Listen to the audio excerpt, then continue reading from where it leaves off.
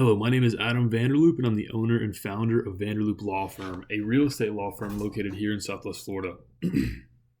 I'll be going over some of the things that we decided to incorporate in our business and how we are going forward. So, first, we incorporated as a PLLC. There's a few reasons for that, but the main ones being creditor protection, malpractice protection, and tort suits, and also limited liability if malpractice is committed by other members of the LLC, where the other members that didn't participate in that or didn't complete that aren't affected as well. So our mission statement is something that really embodies the firm and has an overarching effect in all our other principles. That mission statement is: we are here to serve the local community with all their real estate related issues, local attorneys specializing in local issues. So we're not a nationwide firm. We're not an international firm. We're specializing just here in Southwest Florida. We want our customers to know that. There are a few core values that we also put to the forefront. We think that's going to help bring us business in the future. Those core values being clear communication, transparency, determination, honesty, work ethic.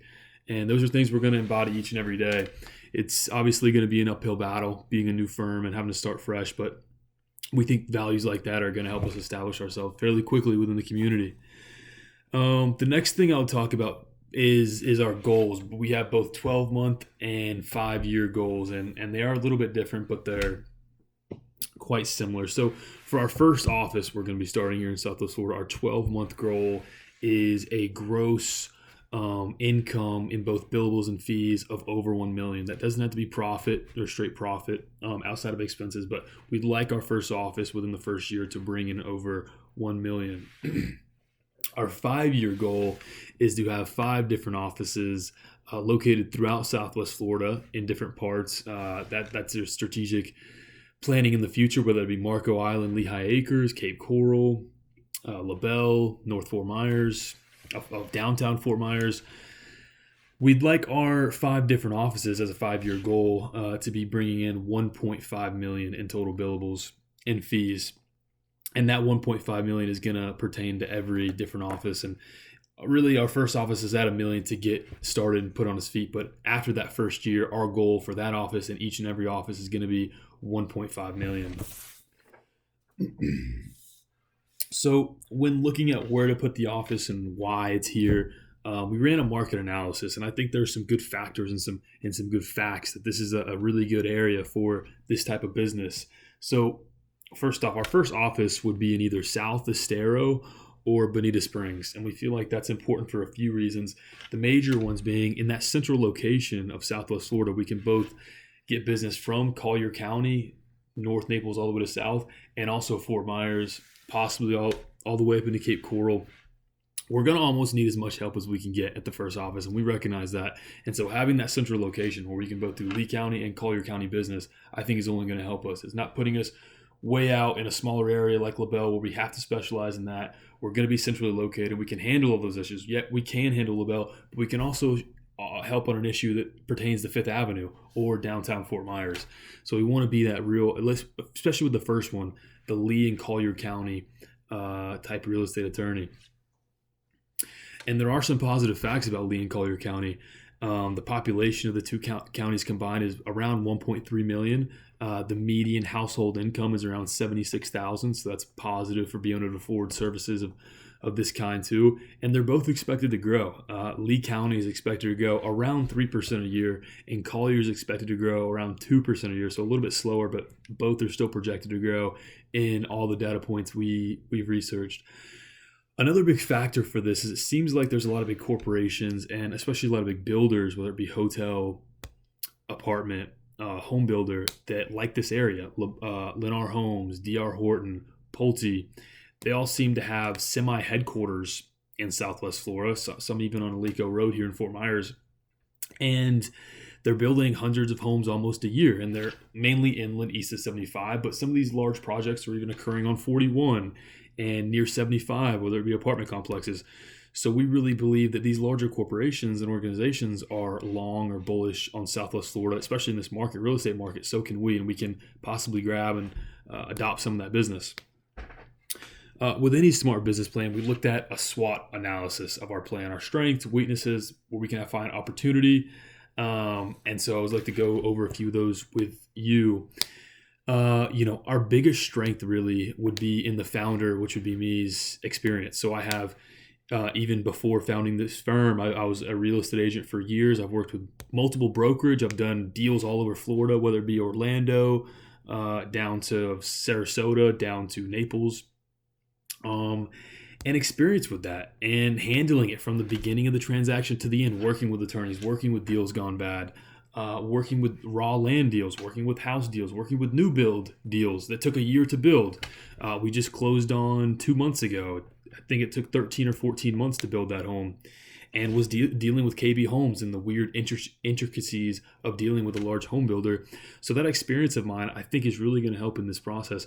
Another thing is the contacts. I, as the owner and founder, and as working in this field for 7 years now, I have contacts, be it from Sarasota County all the way down to Collier County, with inspectors, other real estate agents, mortgage brokers, mortgage officers, surveyors, even out in DeSoto County in Arcadia.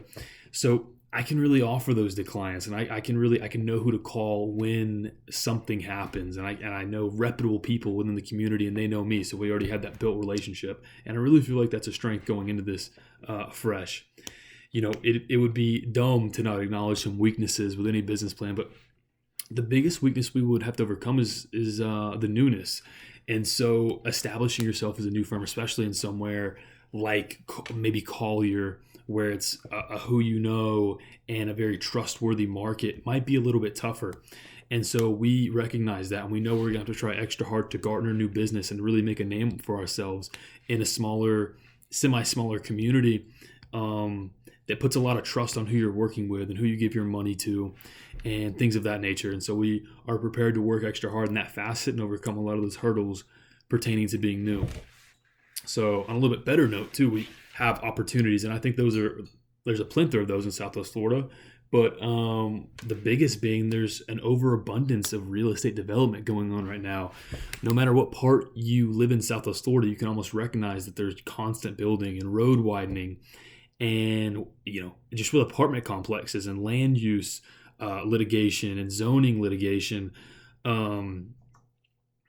down inland and getting into the Everglades and building these new golf courses. It's an ongoing thing, and it doesn't seem to stop, and it hasn't seemed like it stopped here in a long time, and I don't think it's going to stop. And so this is a constant opportunity and a constant really money flow of money pouring into this area from developers large and small, that we can maybe grab even a small piece of that pie. The last thing we'll talk about with that analysis is the threats. And the biggest, two of the biggest threats we'll speak about is that from other firms, reputable firms within the area that can maybe grab some of our business or snatch some of our potential clients because they have that more trustworthy brand, firm, more reviews on Google at the time, those type of things. We're going to have to overcome that. We recognize that. The second threat being potential negligent hires. This isn't something necessarily spoken about terribly much, I feel, in the business community, but something I've noticed and read about is how sharply a negligent hire can bring down your business. It'll be a waste of time. It can bring down your other employees. If you have an employee that doesn't fit the culture of the firm or the business in general, and is unproductive and doesn't want to be there and brings a negative attitude and really brings down an office, that can be a bad thing, and that can cost a business a lot of money. And oftentimes with these negligent hires, they don't recognize that it's a negligent hire, or that this wasn't the best fit for the firm or business until months down the line, when there's been damages have just quadrupled because clients are unsatisfied and people in the office are disgruntled and are being, really their energy being brought down. So we plan on having from the get-go stringent hiring a process and really flesh out different people and make sure they're a good fit for what we're doing, what we want to bring. So next I'll get into the comparative analysis and some of the other firms and reputable places we found in the area.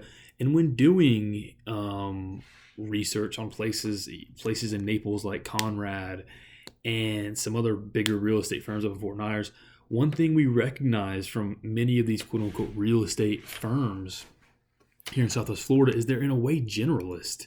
they have real estate on their website or on their business card or on their billboard, but then there's a lot of other things next to that. There's probate, and there's estate planning, and maybe possibly personal injury. And we don't want to do that. We want to let the community and these organizations that are building in the area know that we are just real estate attorneys. We are not handling necessarily, unless it's related to a real estate issue, wills, or we're not going through the probate process, or we're not in bankruptcy court. We are strictly the real estate experts, and we are who to go to in the area for real estate related issues. You don't have to go to a generalist who's going to be refreshing himself on the law. It's going to be what we do day in and day out in this community, not even nationwide or not even in the state of Florida, mainly in Southwest Florida. And so we really feel we can make a name for ourselves in that sense.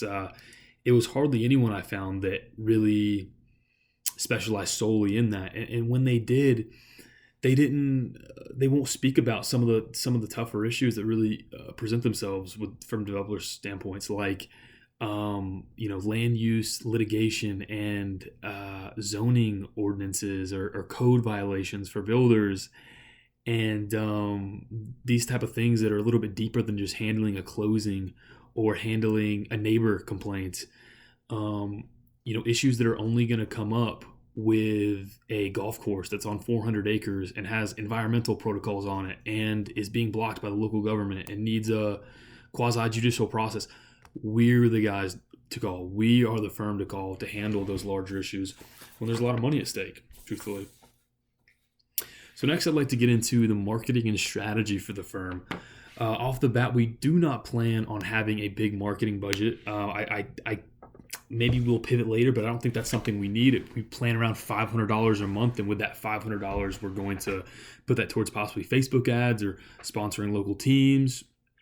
But the essence of our marketing strategy is really, and who we're going to present ourselves out to be, is to market to these medium and larger size development and apartment complex and hotel building firms, these developers.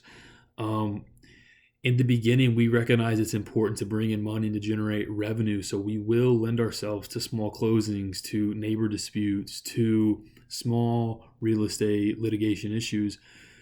But we really want the clients we try to build and our bread and butter of the business to be these medium and large size developers, and who they can call and who they can count on. We really want to be connected to the local community. That's something I can't illustrate enough. It's even a value I believe we're going to expect out of all of our attorneys, is that they have to be on some board, or they have to do community service hours, or they have to coach a local team. We really want our firm to be embedded, whether it's coaching a Bonita Springs baseball team or being on the local city council or working with the Naples Zoo. We're really going to encourage that in the office, that, hey, we are the local professionals. We want people to know we care about the community. We want to grow in the community. We want to keep this place safe. And we are the people to turn to for real estate issues. With that smaller budget, we're going to allow the front desk receptionist to manage it. She's, of course, going to be overseen by an attorney, but she clearly at $500 a month, with running a few Facebook ads or a park bench that we sponsor or a local Little League team, that's going to be fine to be overseen, and it's not going to be worth the time of the senior or partner attorneys. The biggest thing we really plan on making profits off is the referrals. Customer relations is huge for us, and we recognize that from the beginning. We really want to take care of our customers so that they do recommend us, be it large or medium size organizations, and also people in the local community.